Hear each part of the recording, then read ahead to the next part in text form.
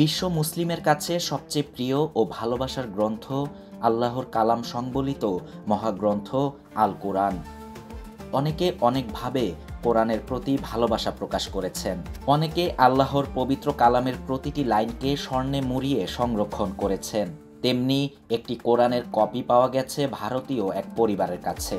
Golf নিউজের এক রিপোর্টে দাবি করা হয়, ভারতীয় এক পরিবার যারা প্রায় 500 বছরের পুরনো স্বর্ণ মোড়ানো কোরআন পাঠ করার বিরল সৌভাগ্য পান।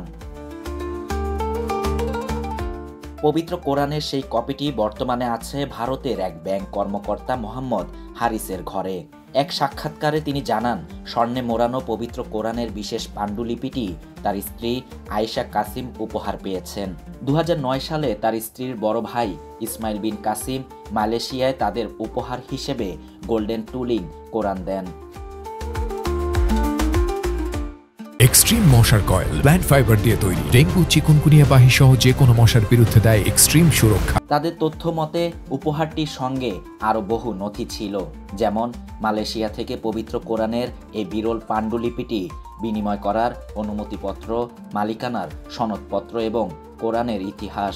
পাণ্ডুলিপির সঙ্গে থাকা নথিতে উল্লেখ রয়েছে যে স্বর্ণের হরফে লেখা এই কোরআন 16 থেকে 18 শতকের মধ্যে প্রস্তুতকৃত।